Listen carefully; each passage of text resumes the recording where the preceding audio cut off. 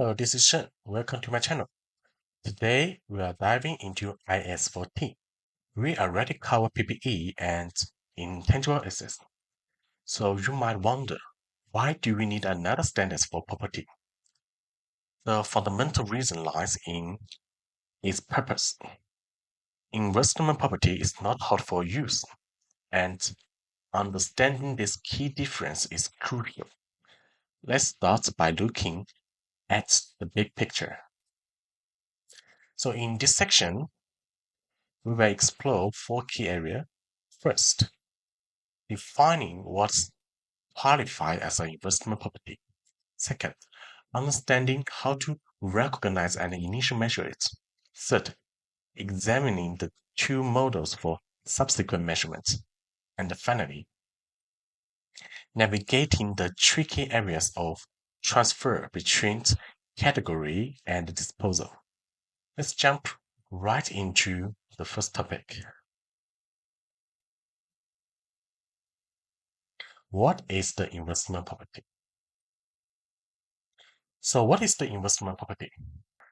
According to the standards, is property held to earn rental or for capital appreciation or both.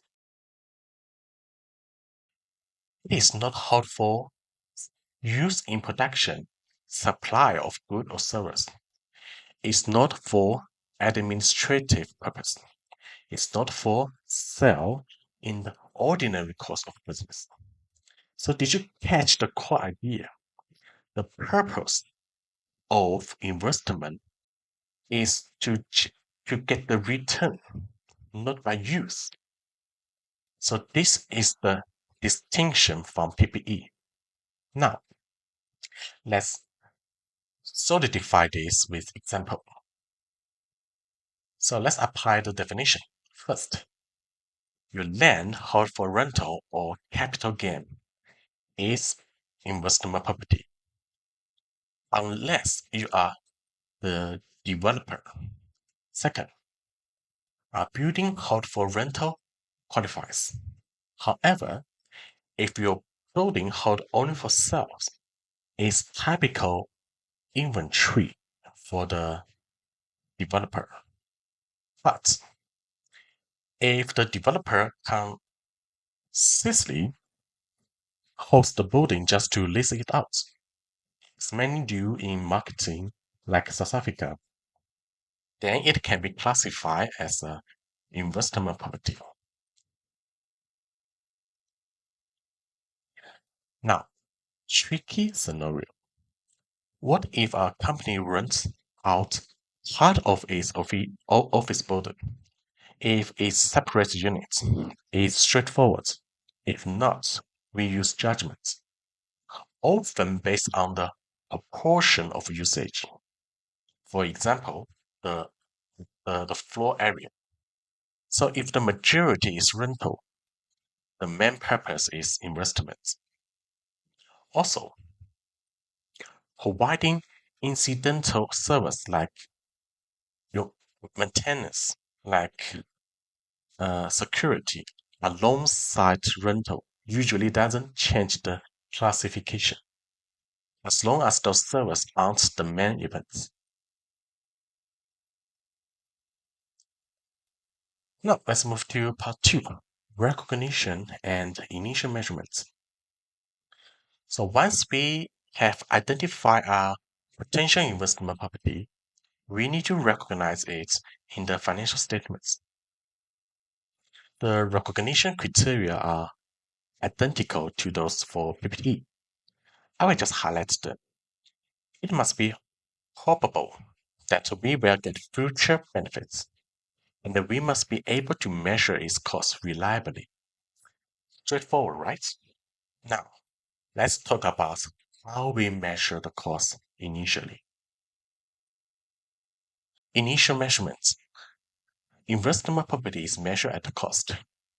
This including the purchase price plus all directly attributable costs like your legal fee and transfer tax. You will notice this cost model is very familiar from PPE and the intangible assets.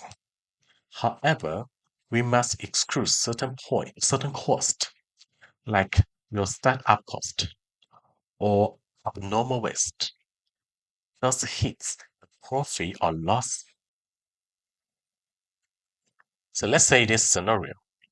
So here's the common examples. So you buy a new house with the ultimate intention to rent it out, but you decide to leave it for yourself for a few months first. During those months, you're using it, so it's PPE. Only when you stop using it and make it available for rental, it becomes an investment property. You must show this transfer in your answer. So in this section, we're going to look at how exchange assets are measured at the initial recognition. So before we touch any numbers, we must always step back and ask two questions. First one, does the does the exchange have commercial substance? Second, can we reliable measure the fair value? So what is the commercial substance?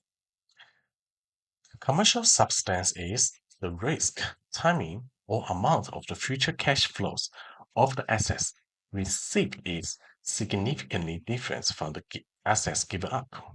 So in conclusion, the key is determine if the exchange change your future cash flow profile. So if the question doesn't tell you, you may need to compare the present value. A significant difference means there is commercial substance. So let us start with the simple and more common scenario. So if the transaction has commercial substance, then the standards tell us to use fair value. We can use either the fair value of the assets given up or the fair value of the assets received, but only the one that is more clear evidence.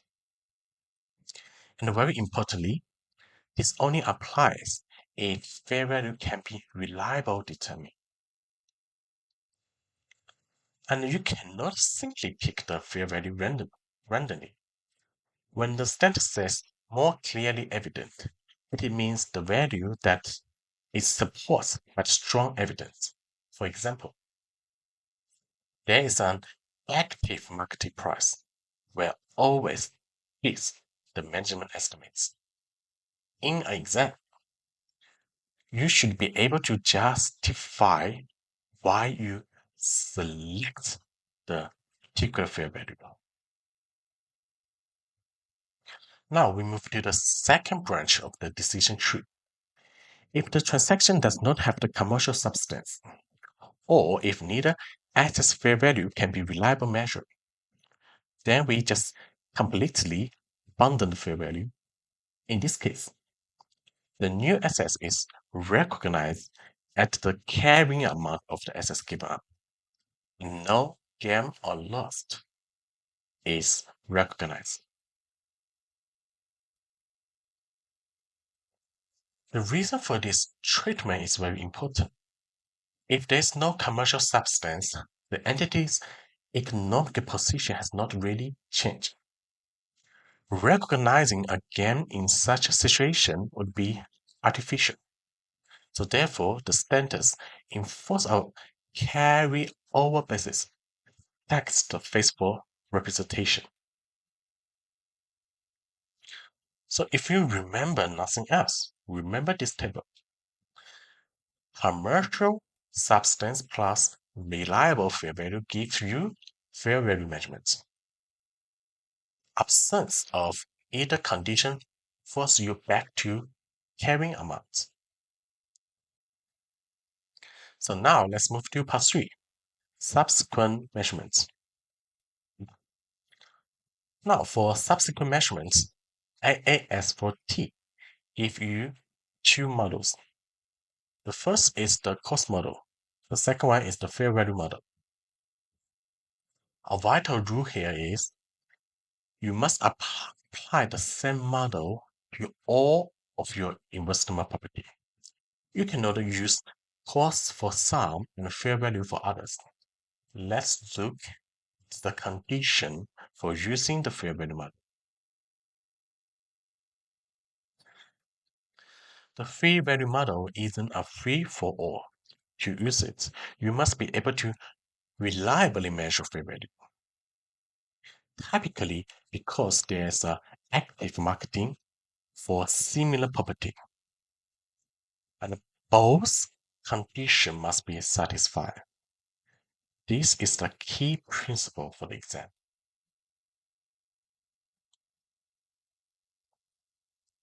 Under the cost model, accounting is exactly like the PPE. So you capitalize the cost, depreciate it over its useful life, and test for impairments. The general entry for depreciation is as shown. You debt your depreciation in profit and loss, and you credit accumulated depreciation in statement financial position. Under the fair value model, you do not depreciate and you do not separate calculate impairments. Instead, at each reporting date, you simply remeasure the assets to its current fair value. The change, whether a gain or loss, goes directly to profit or loss. Rental income and related expenses are recorded separately as normal.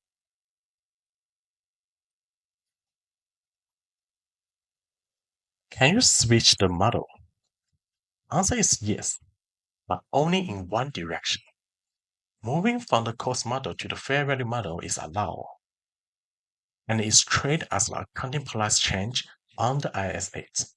However, switching from the fair value model back to the cost model is effectively prohibited. The logic is that if you could use fair value once, you should continue to be able to use it. So this is the one-way street. Now let's move to last part, transfer and disposal. An asset can move between category, PPE, inventory, and investment property, depending on its changing purpose. The timing of the transfer is crucial and is based on when the change in purpose actually occurred. So this table summarizes the key dates. Accounting treatment for this transfer depends on the measurement model used. We will start with the simple one, the cost model. Under the cost model, transfers are straightforward since PPE inventory hold at the lower of the cost or NRV, and investment property are all carried at the cost base, among subject to depreciation or write-down. Transferring them is just changing the account name. The carrying amounts minus the cost, less accumulated depreciation and the impairments, move over directly. There's no gain or loss recognized at the point of transfer. But the fair value is more interesting, but manageable once you understand the logic. Remember, under the fair value model, there is no accumulated depreciation. When you transfer from the assets that does not depreciate, like PPE, the carry amounts won't agree each other. The key to handling the difference is the simple rule. Apply the rule of the category you are transferring from. Let's see how this works. So here's the summary. When transferring to an investment property measured at the fair value, if it comes from PPE, treat the difference like the revaluation. If it comes from the inventory, the difference is a profit or loss. When transferring out of the fair value investment property to PPE or inventory, it's simple. The fair value at the date becomes the new cost for the assets in its new category. This aligns with the idea that fair value is the most relevant measure. Finally, a critical point for your future study on IAS 12 income tax, especially in South Africa context. Remember the purpose of investment property is hold for self or its capital growth. Therefore, its future tax consequence is based on the capital gain tax, not normal income tax. For company, the effective CGT rate is 21.6. This is the rate you must use when calculating deferred tax for investment property. The 20% exclusion is the permanent difference between accounting and tax profits. Keep this in mind for consolidation adjustment and note disclosure. Thank you for watching and I hope to see you next time.